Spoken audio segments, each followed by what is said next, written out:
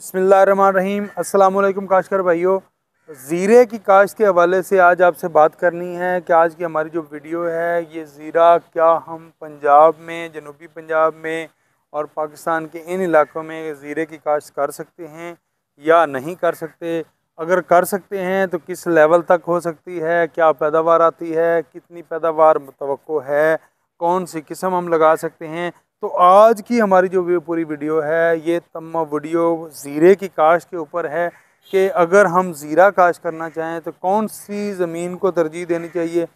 ये तमाम ज़मीनों में हो सकता है। इसके लिए सबसे जो बेहतरीन ज़मीन है वो होनी चाहिए जिसमें पानी का निकास बेहतरीन हो, पानी बहुत ज़्यादा देर खड़ा ना हो, 24 घंटे के अंदर अंदर उसके पानी बिल्कुल ख़त्म हो जाए। ऐसी ज़मीनें इसके लिए ज़्यादा मौजू हैं। इसको हम मैरा कह सकते हैं, रेतली मैरा कह सकते हैं और कुछ हद तक ज़रखेज़ ज़मीनों में भी इसको काश्त कर सकते हैं। तो ज़ीरे की दो वैरायटियाँ, दो इकसाम हम ज़्यादा काश्त होती हैं। इंडियन ज़ीरा है और दूसरा ईरानी ज़ीरा है। इंडियन जो ज़ीरा है उसका दाना थोड़ा सा मोटा है, कलर भी उसका ज़्यादा गोल्डन है और उसमें जर्मिनेशन का इशू इतने ज़्यादा नहीं है, वो जर्मिनेशन उसकी अच्छी होती है। जबकि ईरानी जो ज़ीरा है उसका साइज़ छोटा है, साइज़ छोटे होने की वजह से कलर भी थोड़ा सा मांद है। और ये दोनों जो किस्में हैं, मैंने बता रहा हूँ इंडियन और ईरानी, ये सफ़ेद ज़ीरे की किस्में हैं। काला ज़ीरा भी होता है, काश्त किया जाता है, वो भी हम लोग करते हैं, लेकिन आज हम सफ़ेद ज़ीरे के हवाले से हम बात कर रहे हैं। तो ये दो वैरायटियाँ आप इसको काश्त कर सकते हैं। अब हमने बीज की मिकदार को देखना है कि खेत में हम एकड़ में कितना बीज इसको लगाएंगे। एकड़ में जो बीज लगाना है ये डिपेंड करता है आपके तरीक़ा काश्त पे। अगर आप तरीक़ा काश्त छटा कर रहे हैं तो 4-4.5 किलो तक आप बीज इस्तेमाल करेंगे। आप ड्रिल में जा रहे हैं तो फिर भी आप 4 किलो तक बीज इस्तेमाल करेंगे। लेकिन अगर आप इसमें चोपा लगाने की तरफ जा रहे हैं तो वो फिर आप इसको 2 किलो तक भी इसका चोपा लगा सकते हैं या 2.5 किलो तक के बीज का चोपा लग सकता है। तो ये तरीका काश्त आपने जो अपनाना है उसके मुताबिक आप बीज की जो मिकदार है वो तयन करेंगे। सबसे जो बेहतरीन इसका तरीका वो है वो या ड्रिल करें या आप चोपा लगाएं। छट्टे वाले तरीके से मेरा थोड़ा सा इख्तलाफ होता है कि उसमें काफ़ी सारे मसाइल आ जाते हैं, तो बीज प्रॉपर स्पेसिंग पे नहीं जाता। ड्रिल में करेंगे तो आप उसकी छिदाई करके उसके पौधों का फासला जो है वो मेंटेन कर सकते हैं। रोड टू रोड जो डिस्टेंस आपने रखना है वो 1 फुट रखना है, 1 फुट से कम नहीं करना और ज़्यादा करने की भी ज़रूरत नहीं है क्योंकि पौधों की तादाद कम हो जाएगी। और पौधे से पौधे का जो फासला है वो आपने 5 से 6 इंच तक, 4 से 4 इंच कम अज़ कम और ज़्यादा से ज़्यादा आप 6-7 इंच रख सकते हैं ताकि पौधे अच्छी तरह फ्लरिश हों, बेहतर हों। बाकी आपने उसमें से छिदराई कर देनी है, कमज़ोर पौधे जो हैं वो निकाल देने हैं।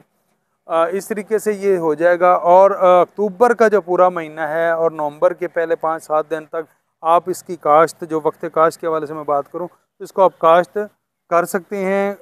कोई ऐसा प्रॉब्लम वाली बात नहीं है। ज़मीन तरीका काश्त कौन सा होगा हमारा काश्त करने का, तो हम इसकी पहले रौनी करेंगे, रौनी के बाद इसको काश्त करेंगे। जिस मर्ज़ी तरीके से हम काश्त करने जा रहे हैं, लेकिन उसके फ़ौरन बाद आपने पानी ज़रूर लगाना है। अगर हम इसके फ़ौरन बाद पानी नहीं लगाएंगे तो इसकी जर्मिनेशन इतनी अच्छी नहीं होगी। जर्मिनेशन अच्छी करने के लिए हम पानी ज़रूर लगाएंगे। इसके ऊपर मिट्टी बहुत ज़्यादा नहीं आनी चाहिए। अगर ड्रिल से भी काश्त कर रहे हैं तो बहुत ज़्यादा गहरा बीज नहीं लगाना चाहिए।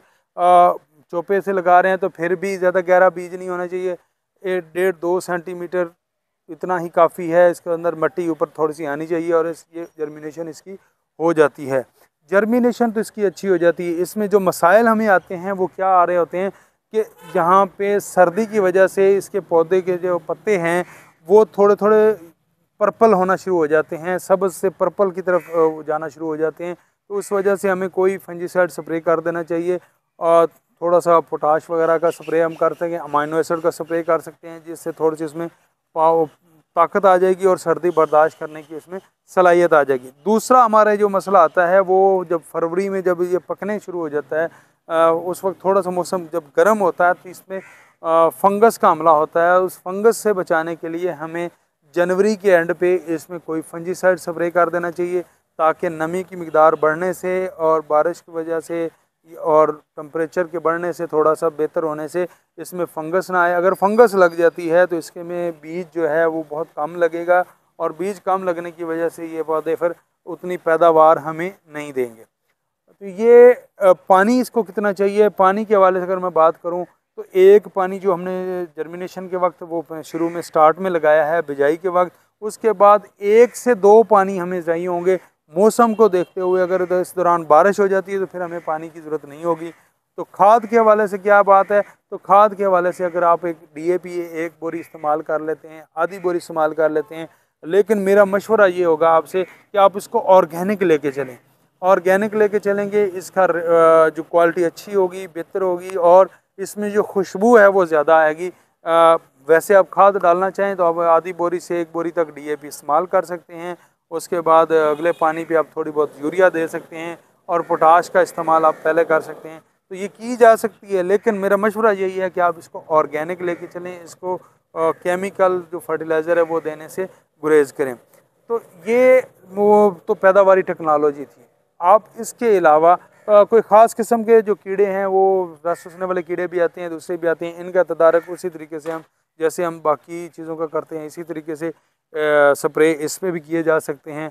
लेकिन अगर ऑर्गेनिक लेके चलेंगे तो ऑर्गेनिक पेस्टिसाइड आप खुद भी तैयार कर सकते हैं, जैसे आक है, नीम है, तम्बाकू है और सुहांजना है, इनके एक्सट्रैक्ट जैसे हम कॉटन पे भी करवाते हैं, आप इधर भी इस पर कर सकते हैं। ये तो थी प्रोडक्शन टेक्नोलॉजी। तो अब वो बात करते हैं कि हमारे मसाइल क्या हैं, इसकी पैदावार कितनी आएगी।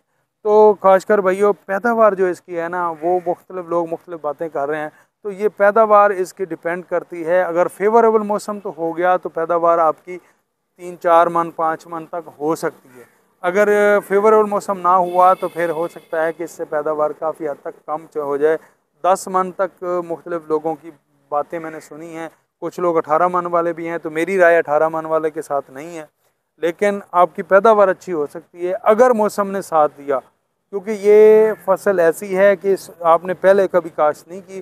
तो मेरा मशवरा आपको ये होगा कि आप थोड़े पैमाने में इसको काश्त करें, 10 मरले, 1 कनाल, 1 बीघा आप इसको काश्त करें, इसका बिहेवियर चेक करें। इसको समझने के बाद फिर अगली दफ़ा आप काश्त करेंगे तो आप बड़ी आसानी से इससे पैदावार ले सकते हैं।